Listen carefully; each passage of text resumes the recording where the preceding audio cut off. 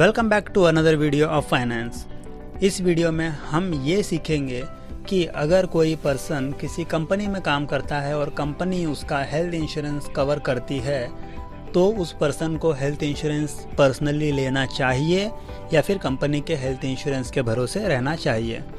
तो यहाँ पे सिंपल सा आंसर है हाँ, पर्सनल इंश्योरेंस उसे लेना चाहिए।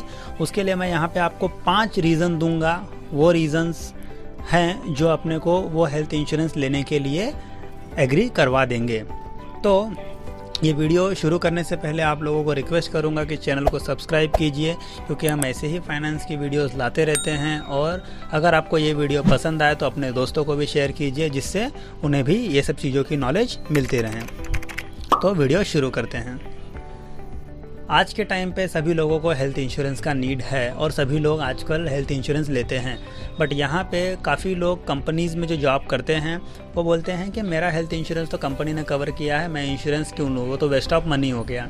तो यहाँ पे जब हम उन्हें कहते हैं कि कंपनी जब आप छोड़ोगे उसके बाद तो आपका इंश्योरेंस वैलिड नहीं रहेगा, तो वो बोलते हैं जब वैलिड नहीं रहेगा तब हम खरीद लेंगे ना, तो प्रॉब्लम क्या है, तब तक तो हमको एटलीस्ट पैसे बचा लेने दो। तो उसी मिथ को अभी ब्रेक करते हैं और 1 बाय 1 पॉइंट देखते हैं। और ये बताने के पहले मैं आप लोगों को ये बताना चाहूँगा कि कुछ पॉइंटर्स बहुत सिली हैं और कुछ पॉइंटर्स काफ़ी अच्छे हैं। तो शुरू करते हैं। नंबर 1 पॉइंट है रेजिग्नेशन एंड टर्मिनेशन। अगर हम कभी भी कंपनी में रेजिग्नेशन डालते हैं या फिर कंपनी हमें टर्मिनेट करती है तो जिस दिन ये प्रोसेस होता है उसके अगले दिन से हमारा हेल्थ इंश्योरेंस इनवैलिड हो जाता है। कोई भी मेडिकल का खर्चा आता है हमें खुद से बेयर करना होगा। तो अभी ऐसे तो होगा नहीं ना, जिस दिन हमें टर्मिनेट किया उसी के अगले दिन जाके हम हेल्थ इंश्योरेंस खरीद लेंगे।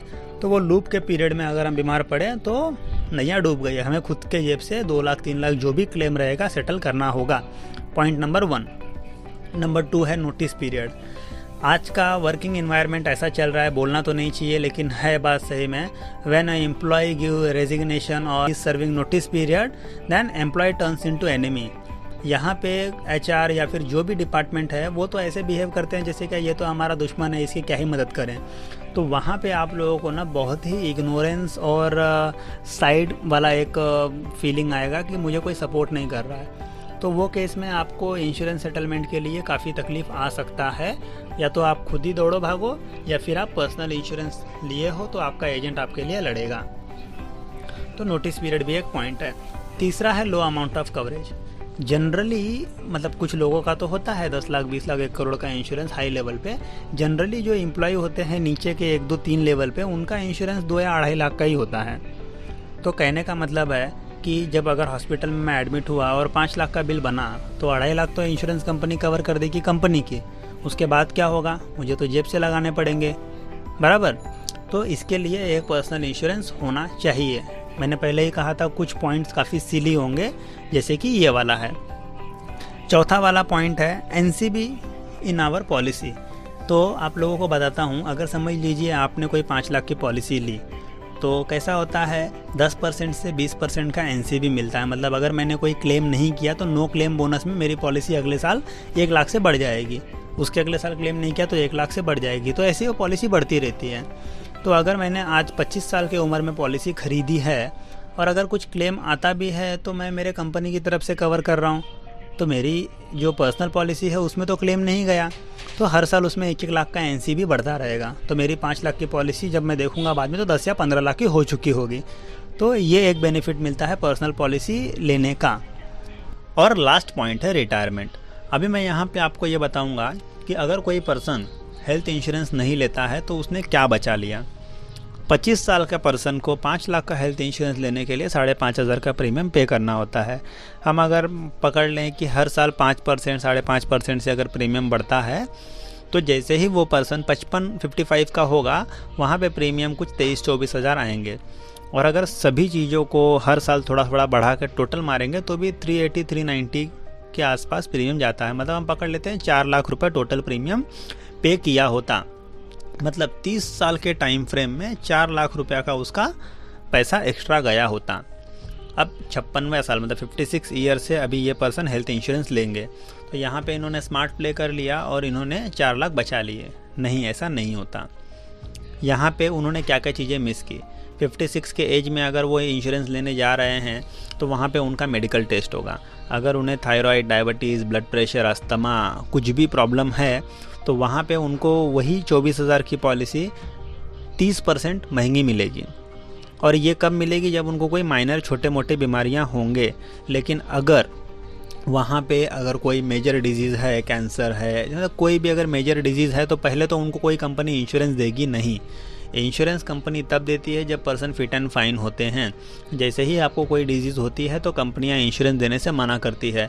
अब समझ लीजिए, मान लीजिए उनको कोई मेजर डिजीज़ है, कंपनी उनको इंश्योरेंस दे नहीं रही है। हार्ट का बाईपास हुआ है, ब्रेन में कुछ सर्जरी हुई है या फिर कैंसर है, ऐसे कोई भी बड़ी डिजीज़ है।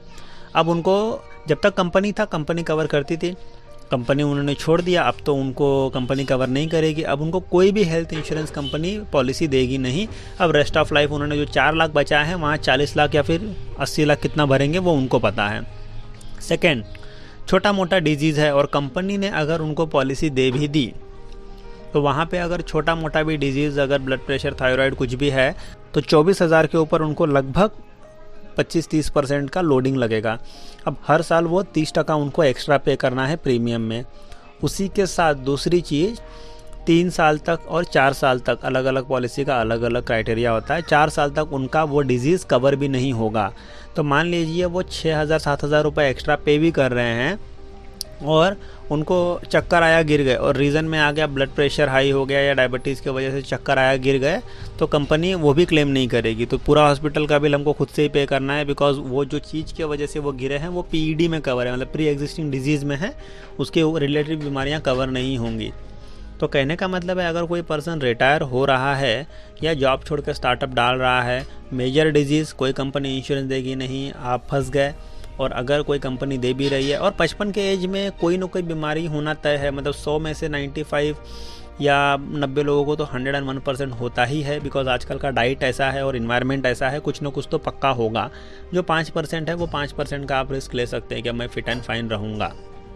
या फिर अगर समझ लीजिए कोई मेजर आपका ऑपरेशन हुआ है, वो कवर भी वो नहीं करेंगे बिकॉज आपका ऑलरेडी ऑपरेशन हुआ है। तो वो छोटा सा 30 साल के टाइम फ्रेम में 4 लाख रुपए कुछ नहीं है। वो 4 लाख बचाने के लिए लोग यहाँ पे नहीं लेते हैं हेल्थ इंश्योरेंस और आगे जाके बड़े लेवल पे पछताना होता है और तब तक काफ़ी लेट हो चुका होता है। तो सबसे मेजर पॉइंट है ये वाला। तो कहने का मतलब है, ये मैंने 5 पॉइंटर्स बताए हैं, इसी के वजह से आपको पर्सनल हेल्थ इंश्योरेंस का पॉलिसी ले लेना चाहिए कि आप अपने तरफ से सिक्योर रहो और किसी भी कंडीशन में आपको पूरा कवरेज मिले। और कंपनी के जो इंश्योरेंस होते हैं ये बहुत सारे फीचर्स कवर नहीं करते हैं और पर्सनल हेल्थ इंश्योरेंस के पॉलिसी में ये सारे फीचर्स कवर होते हैं, लाइक मल्टीपल रिस्टोरेशन, एम्बुलेंस का बेनिफिट, फ्री हेल्थ चेकअप, बहुत सारी चीज़ें हैं। तो वो सारी चीज़ें तो मैंने एक्सप्लेन नहीं किया, मैंने जस्ट 5 पॉइंट्स आपको बताए हैं जिसके वजह से आपको हेल्थ इंश्योरेंस पे फोकस करना चाहिए पर्सनल पॉलिसी पे। तो अगर आपको ये वीडियो पसंद आई है तो लाइक कीजिए, दोस्तों के साथ शेयर कीजिए। अगर आपका कोई ओपिनियन है क्या नहीं यहाँ पे ये पॉइंट गलत है तो कमेंट सेक्शन में बताइए। आपको अच्छा लगा है कोई पॉइंट तो वो भी हमें कमेंट सेक्शन में बताइए, क्योंकि आपका कमेंट हमें मोटिवेट करता है। और चैनल को सब्सक्राइब किए बिना तो बिल्कुल ही नहीं जाना।